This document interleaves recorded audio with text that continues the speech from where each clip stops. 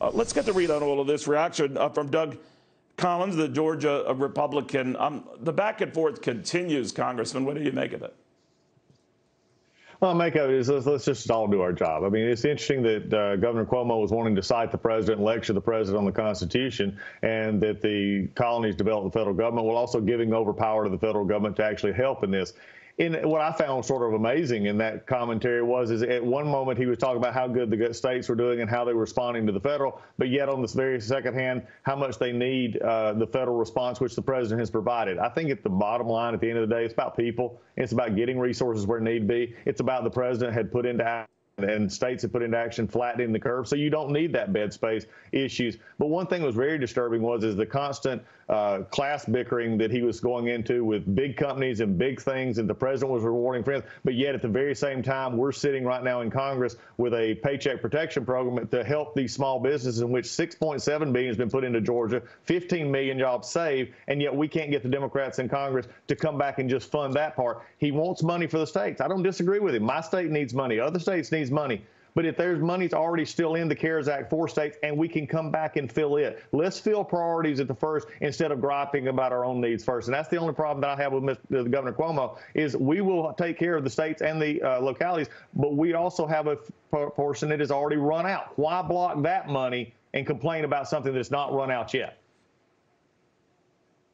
All right, so about that extra money you're looking for, Congressman, I guess it amounts to about $250 billion on top of the $360 billion that, as you accurately pointed out, is tapped out right now. It had much more demand and interest than obviously many thought. But it does seem to be sort of hanging in the balance here, and it would require, we're told, folks in Congress to come back to town to deal with it. How likely is that, or do you see this going anywhere? Well, I was very disturbed when I heard that the Speaker of the House said that we would not come back before May 4th unless it was an emergency. I'm not sure what she classifies as an emergency right now. Small business like payroll is an emergency. Maybe she doesn't believe that these businesses are a national emergency. Maybe she needs to get outside of the San Francisco and other areas to see the businesses that my communities and the communities all over this country who have applied, who need this help, and the ones who've got the help are being able to keep people on employment, keep people in jobs, and do what we need to do so that when we come out of this, their businesses can thrive. But you've got many who are still saying, I need some help because the process needs to be expanded. We understood that when we made this. This is a program that was stood up very quickly. Secretary Mnuchin, the president, and others helped get it that way. We've had bumps in the road as we go, but people are getting help. So I would hope that we could figure out a way to do this quicker than that. But right now, the Speaker of the House has said that she just doesn't believe this is an emergency in some ways. That's sort of amazing to me.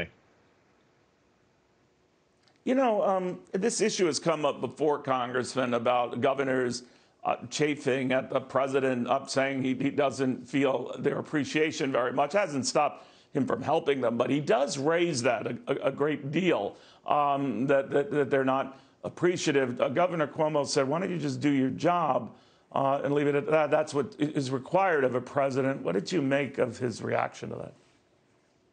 I view it as just lashing out. Governor Cuomo's had to deal with a lot in New York. The president has had to deal with a lot. I love how Governor Cuomo talked about the states and the 50 of them. Well, the president is over 50 of them, not just one. And I think they both have those pressures upon them. And I think the president has responded in ways that he was listening to his health resources. It's sort of amazing. When this president listens to his health advisors, the CDC and others, he is immediately thought it was good and then criticized if it doesn't come out the way everybody thought the numbers were. That's how I heard that. But yet, if he didn't respond, it would be the opposite. So I think everybody right now needs to focus. We need to get our businesses back open as quickly and safely as we possibly can. We need to get state, local governments the funding that they need, along with our hospitals, to take care of the people. Certain areas of the country are getting better. Certain areas of the country are just starting to see some more hot spots. We've got to take that into consideration. But when you look at what the president's done, we look at the response, and now we look at what we could continue to do. That's the most important thing. We've got to get this economy back going while at the same time taking care of the health of our people.